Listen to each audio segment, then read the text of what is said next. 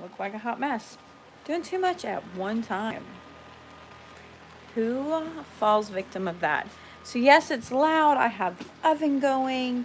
I have the dehydrator going. I have ground meat going. I'm rescuing things from having a flop because that's the way it goes. We're going to talk about I'm cooking today. We're going to talk about some successes and some failures and some retrieving from failures.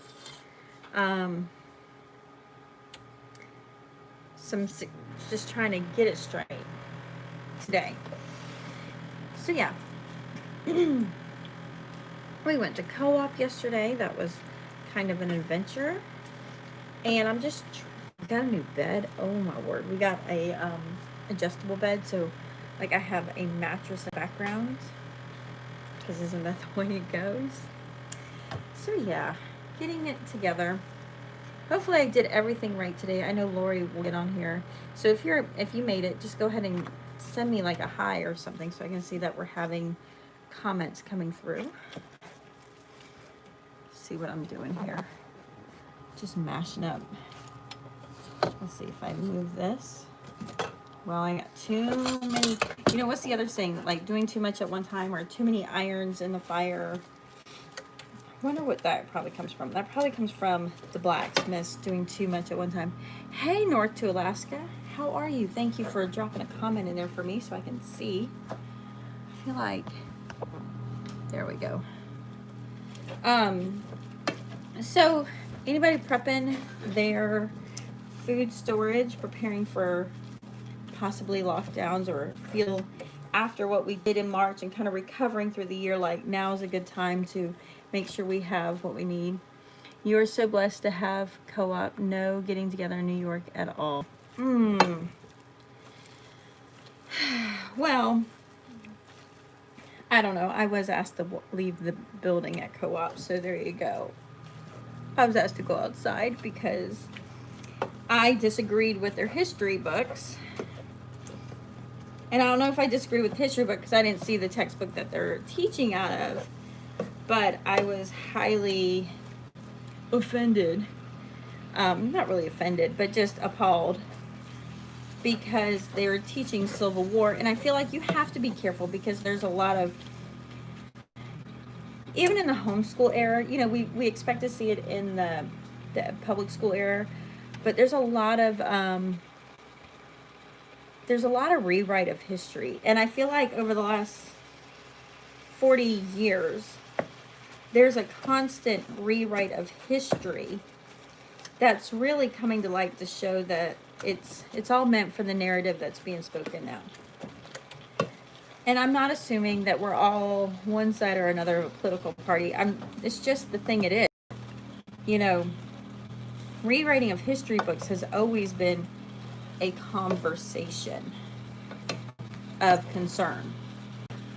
And somebody said that, you know, this is what the war was caused. And I'm like, whoa. That's the benefit that came out of the war. But that was not the reason the war began. And I was asked to leave. I was asked to leave for interrupting. I wasn't asked to leave because people didn't like my view or what I know of it.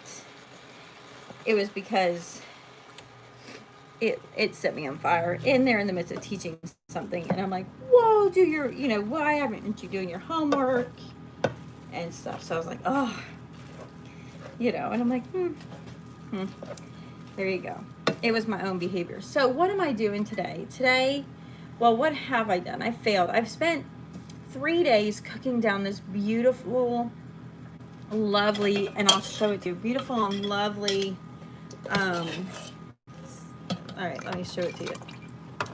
Bone broth that I made from some rotisserie chickens. Went to church, left it on the stove, and solidified it to the bottom of the stove, or the bottom of the pan. So I'm working at getting, let's see, they're not quite done yet, baby. Okay. I'm working at getting it to reconstitute so I can condense it again. So I'm reconstituting it to bring it back, and it's already come back quite a bit. I'm not trying to scrape off the bottom of the pan because I do think there's some burnt to it, but I tasted it. It's still phenomenal flavor. So I'm hoping to reconstitute it so I can dehydrate it again. And then what do I have here? I have 5 pounds of ground beef from a cow we bought over the summer, and I'm cooking it up to can today. So that's the goal, is to can this today.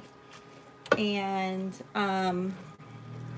I have to put a liquid in it. I've put water in it before. I've put tomato juice, but today I'm actually using a beef base that I buy at Sam's, and I'm making a lovely concentrated, so then I can just like do half and half, but see, like a lovely beef broth to put the ground beef in. So that's what I'm doing today. I have my dehydrator going. I'm almost at the end of the onions. I'll show you what that is looking like. So my onions, I've been putting them in, and then I put them in this bag for now, and then I will sit down, and then I will put them in a vacuum seal. This one I did really tight. I'm a little nervous about this because they are kind of pokey, so I'm afraid like it might poke out. I did this one where I didn't really seal it. I probably should seal it some more. I probably will seal it some more. But I'm going to put them in kind of sizes like that, you know, like a smaller size. So I probably have enough to do one, but I'm down to the last of my onions. I'm so happy to have the last of my onions done. One of the things I ran into, so this is a Nesco. I don't know if you can see that, Nesco American Harvester. I've had this 20 years, a couple years, probably 10 years ago, I bought an extra set of trays because I could stack these up. And I think I could stack this one up to 6, which is what I have. I have 6 trays. And I have the add-ons, like these little mesh ones. If you dehydrate, these mesh ones are worth their weight in gold. And then you can get something, so I have 4 of these. These little, they're called fruit roll-up trays. And what's nice about the fruit roll-up tray is that you can do broths and soups, and you can dehydrate soups. So, things I'm running into with my 20-year-old dehydrator. Let's see if this is one. Yeah. I have to be really careful. So see, I have a hole here. These are breaking, so you can hear it.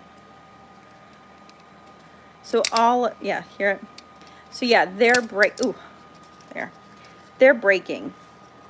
They've become very, very brittle since over the last 20 years. I went to try and find a replacement, like on Nesco, go and order, but they're no longer selling this tray. This is a 13.5-inch tray. They're no longer selling trays for this dehydrator. But I decided to go ahead and make the plunge. I spent 20 years. I probably spent $80 on that dehydrator, that I would go ahead and buy another dehydrator. Ooh. I'm slowly building my pantry up. Oh, that's good.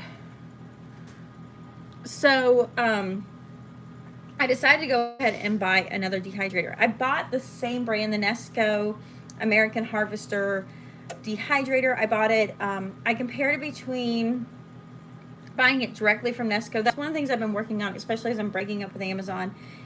And if you didn't catch that, catch the live feed from Monday.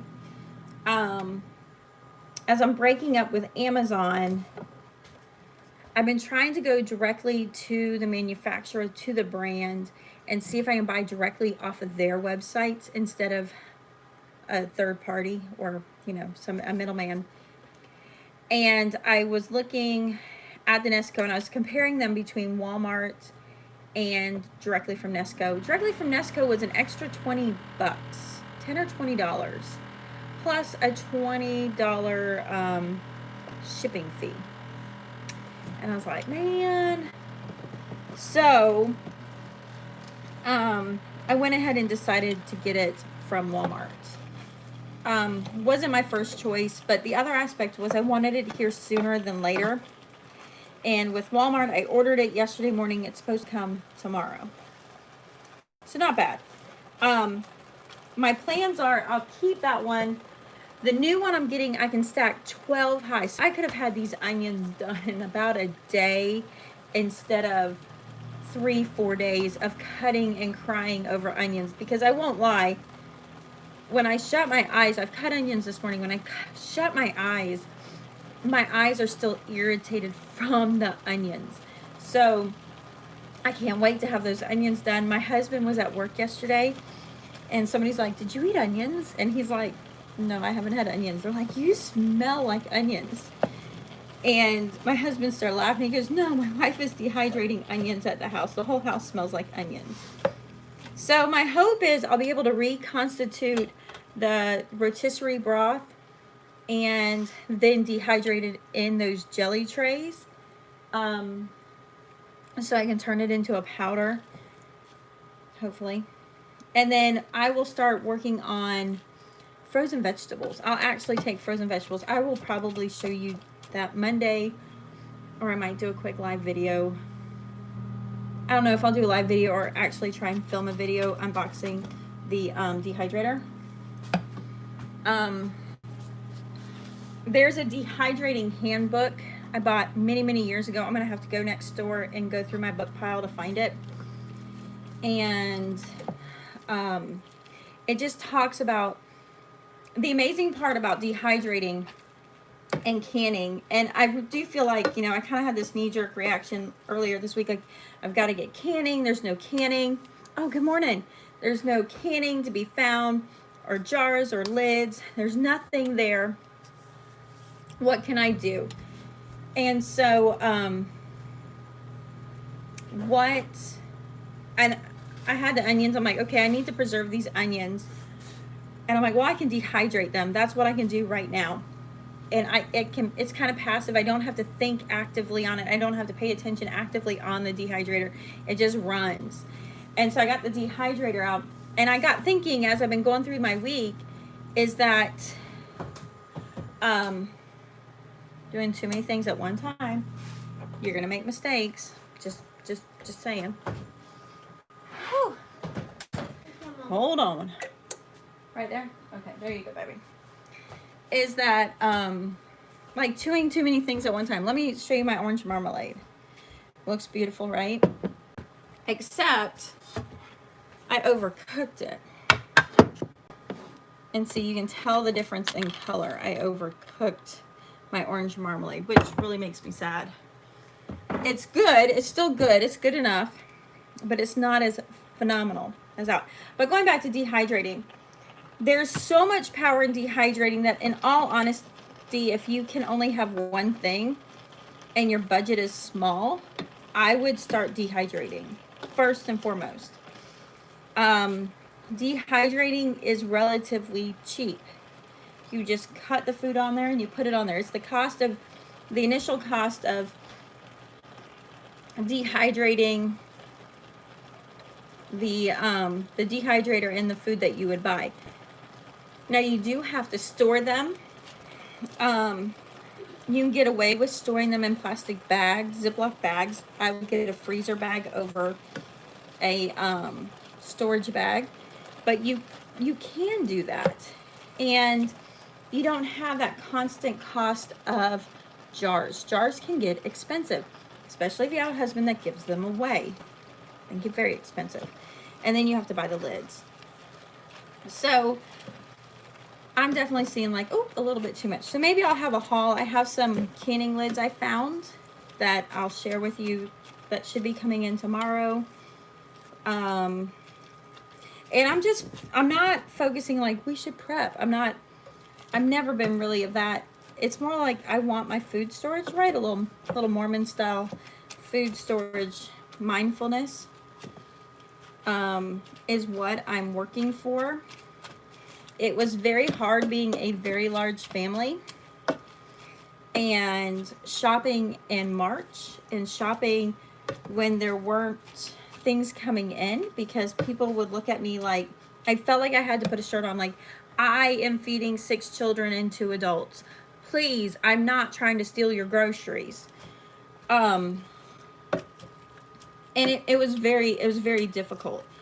And so if we do end up in any more lockdowns, or if things start slowing down, I want to make sure we have what we need. And if you're in that mindset, dehydrating works really good. You'd be amazed.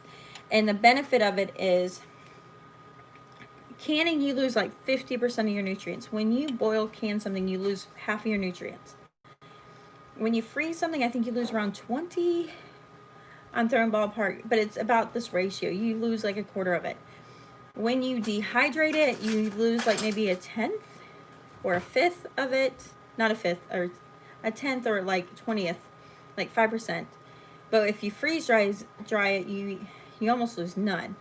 So dehydrating holds its place in preserving food because you're not losing nutrients. When I dehydrate, and I walk you through when I dehydrate some mixed vegetables, one of the big things from that one is I put it in soups. I put it in shepherd's pie, yellow rice and chicken. It works out really good. So yeah, I'm working on that. I've had some more faux pas. Like, here's my latest red creation. Let me pull it out of the goat bucket. Throwing it away. I'm definitely on day 2 weeks of my yeast, and it's not rising. I've been doing some research on my sourdough, and some of it might be because I'm using white flour and I need something heftier, like maybe I'm going to try whole wheat flour today, or a spelt flour. And what they're saying is that harvesting the wild yeast, it's not in the air of my house, it's within the flour. And yeah, so that might be my reason for that. But I don't know about you. You get into these mindsets and you kind of want to tackle on so much stuff at one time, and it's just too much. And I mean, I have to say, I gotta go back. Doing the runningredeem.com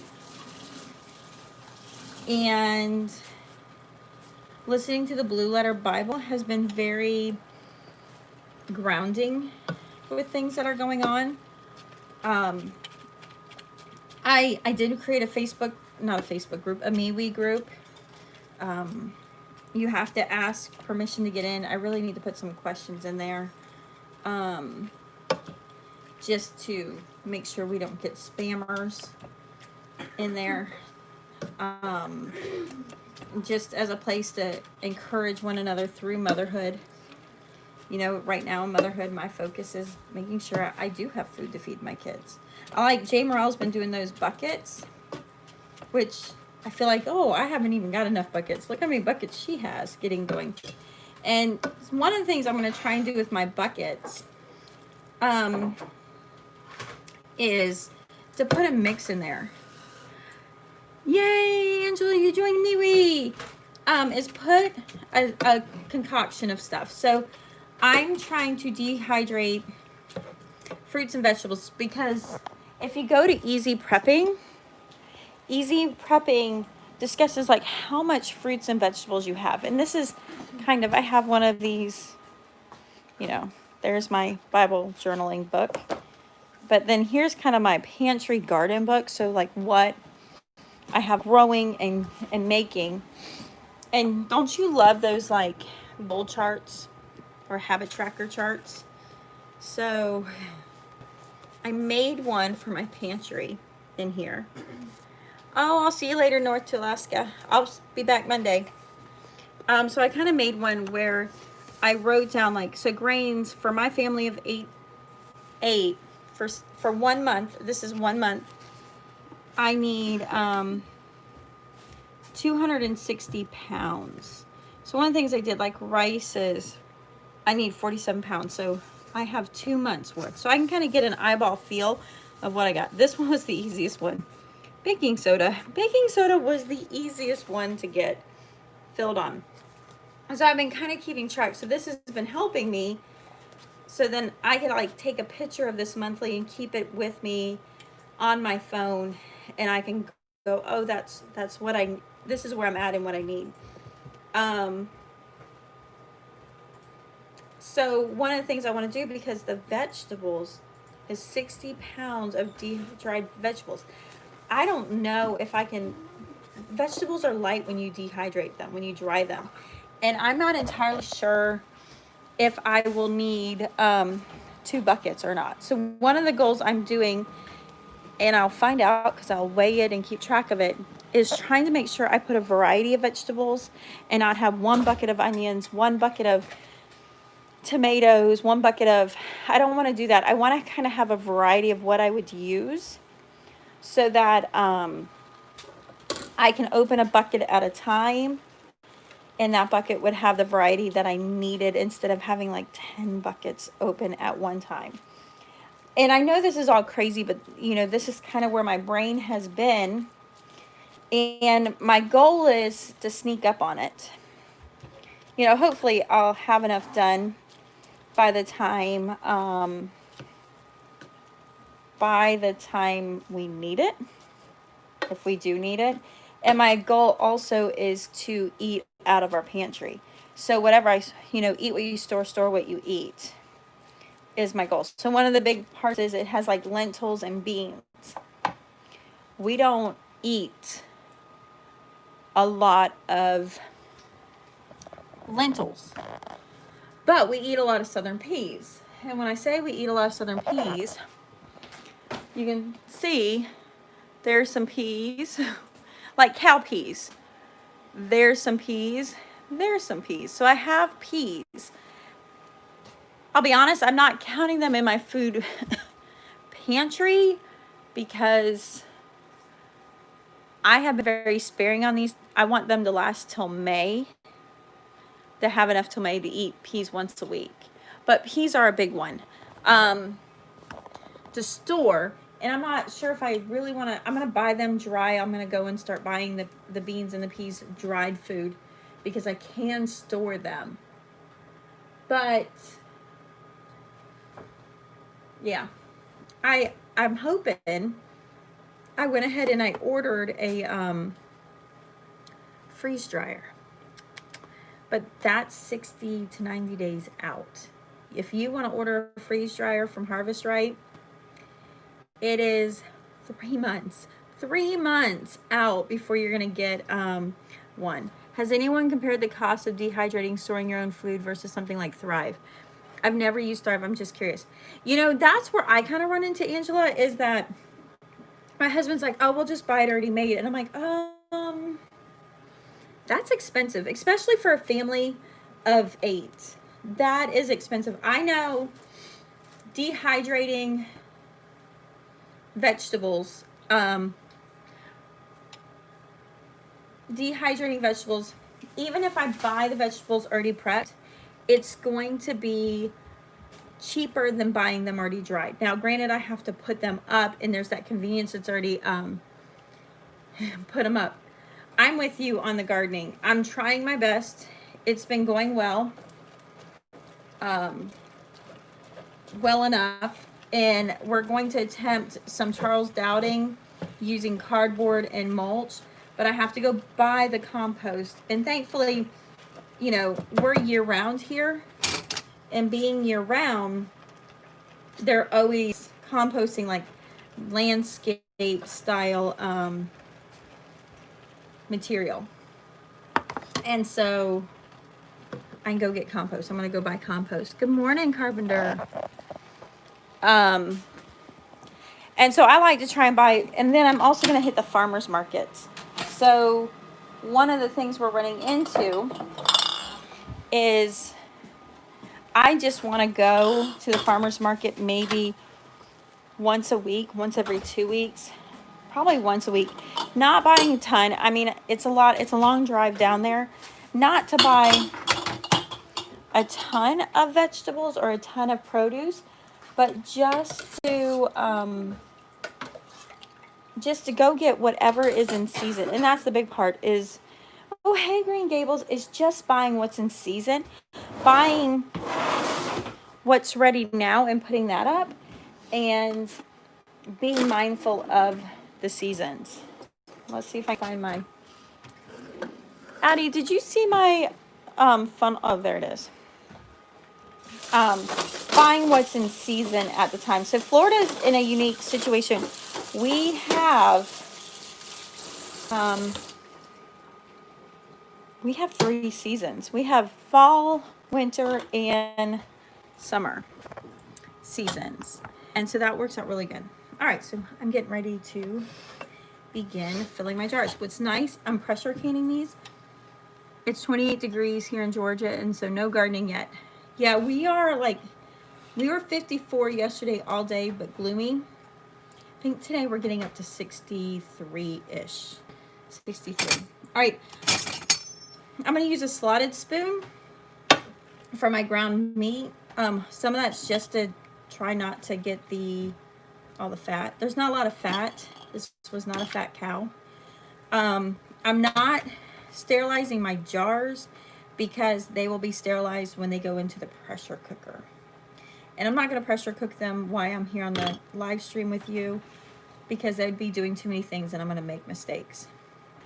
So typically, I think I'll probably only fill up 4. I think this will hold about 1.25 pounds of ground meat. But I will show you. I'll show you one that's already been done. I gotta stand up here. Okay. So this one right here is one that I've done in May, and it has fat on the top of it. This, and you're gonna notice it's red. And the reason it's red is this is venison. It was very, very gamey. And so I canned it with tomato juice. So canning it in tomato juice, the tomato juice is supposed to do some type of action that will help with changing the flavor, making the flavor better. We've used it, it works fine. How do you feel about the texture? That's the only thing that holds me back from canning ground beef. I don't need it plain. It goes in something, and that's probably how I make it work. I agree with you. It does change it a little bit. That's some of the reason I was motivated to get a freeze dryer, because it's not supposed to do that. But I will mix it with other things. But it's been nice in a pinch. I can dump that out and make tacos. I can dump it out and make tacos and spaghetti. So I try to put it into other things and not just about.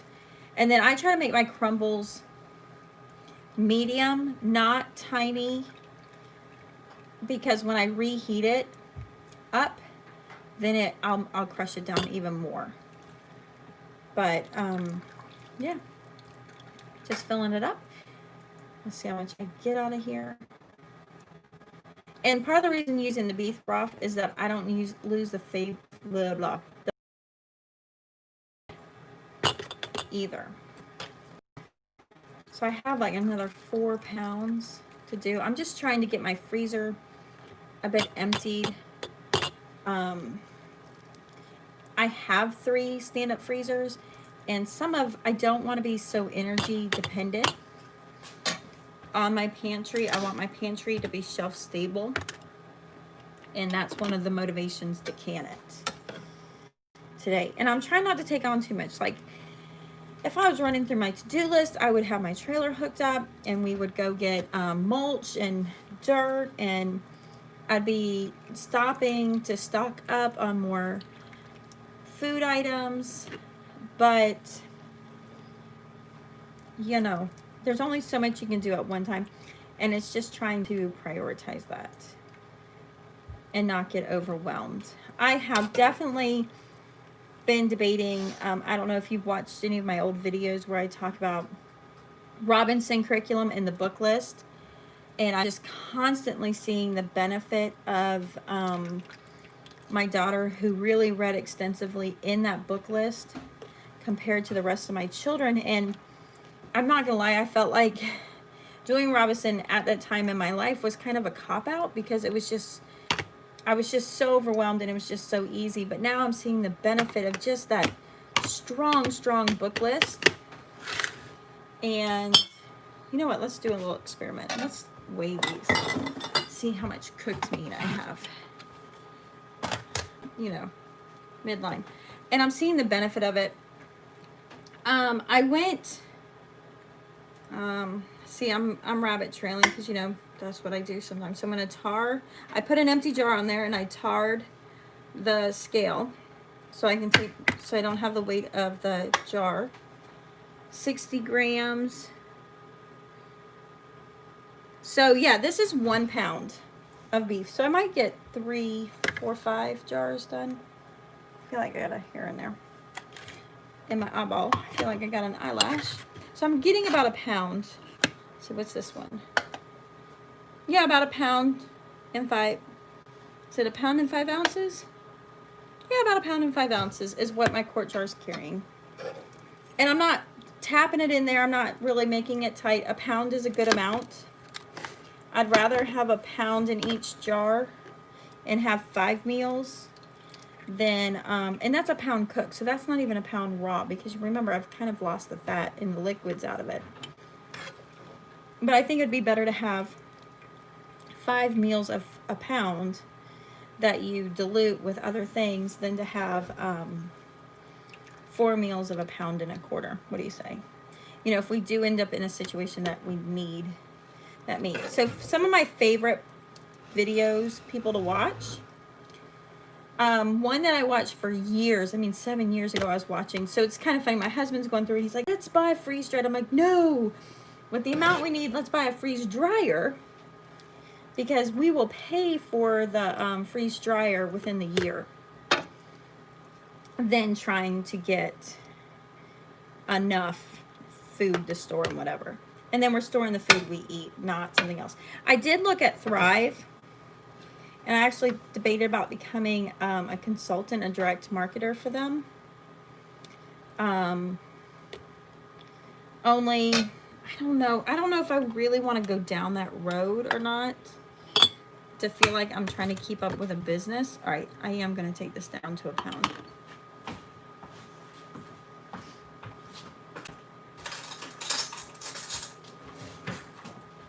But it's really neat. I've paid attention and watched them over time, and a lot of times they'll do, I'm going to put the rest of this in here, and then we'll see. And they'll make like food jar meals and stuff. And I wouldn't mind making some videos on food jar meals from using the Thrive. I think that would be really, really neat. No. So I'm bringing it down to 1 pound. I'm just putting it on my scale. Or 1 pound and 1/4, 4 ounces or something. Some of these, though, I swear sometimes I don't think my scale's working completely right. No, I think it was just fluffy. It's fluffy in there. Because see, I can put way more in there, but I'm gonna choose not to, just so I have 5. It's this between, like, do I have enough jars to do that or not? And it'll be nice. I'll can this and as I cook the other one. But I was looking at Thrive, because they do some really cool things where they just do like quick meal preps in a jar, and it makes it really nice. Like, you could use it as an outreach mission at a church or a community group, where they would make them to kind of send home. And I was thinking about that too, like, nothing happens. If nothing happens, I'm so excited about having my freeze dryer coming. If nothing ever happens, and it won't be for naught, because I feel like wanted an advantage to be able to make freeze dried, and when you have shut-ins at home that have a hard time going out, or even in this lockdown. One of the things I learned during this lockdown was our neighbor moved and went to a retirement home up north. I think I told you about that. Anyway, she's back. She couldn't leave. They would give her a list of things to check off. They provided one meal a day, but she had an apartment where she can cook her own food. But she didn't really have the ability. She couldn't go grocery shop, and you couldn't have people coming and going. And so she lost weight. She came back. She was only gone 3 weeks. And she came back probably 10 pounds light. And she didn't have 10 pounds to lose.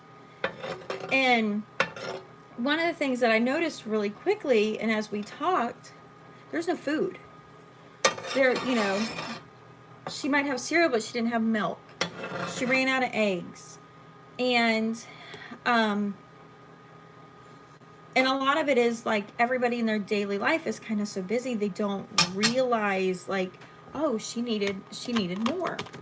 Well, she didn't tell us, or or expecting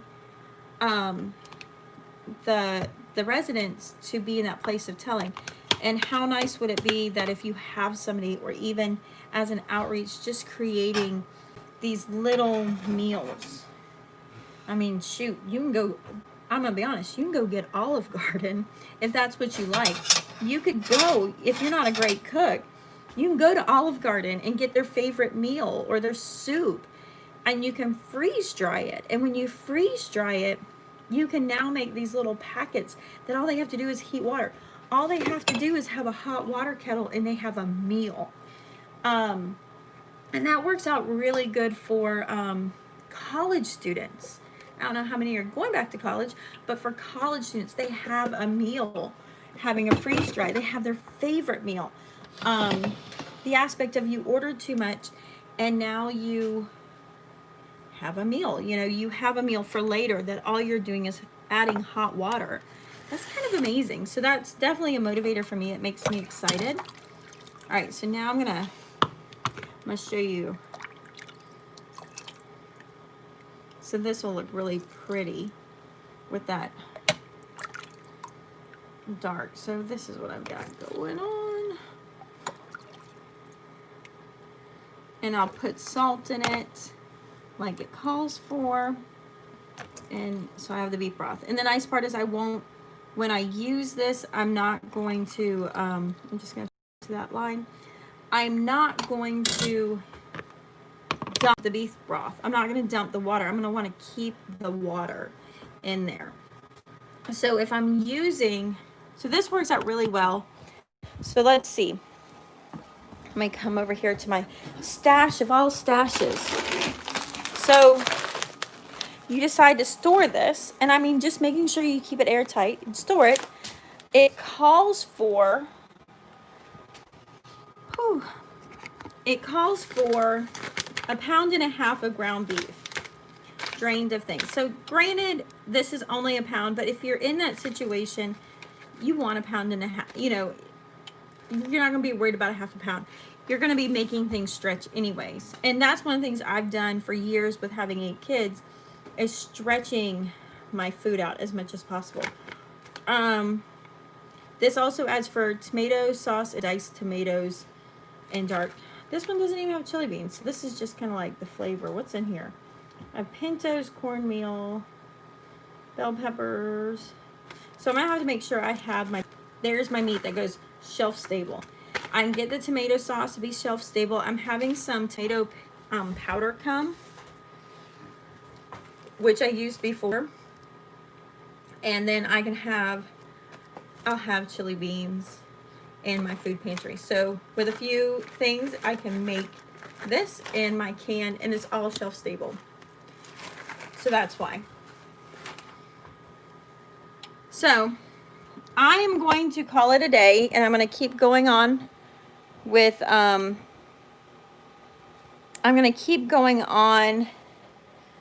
making and putting up and cooking more ground beef.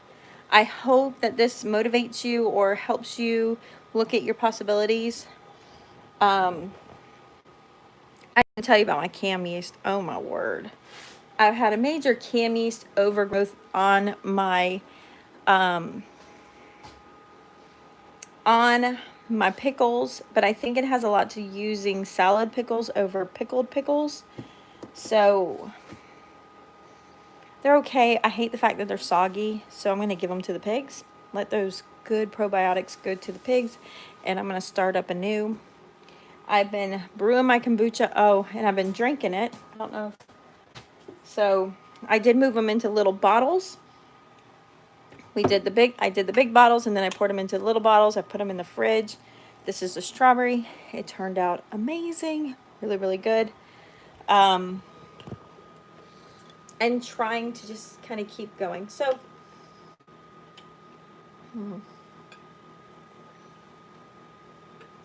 remember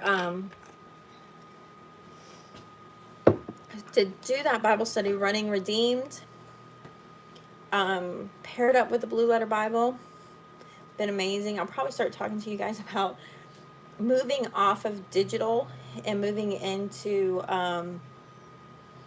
going back to the style of DVDs. Good morning.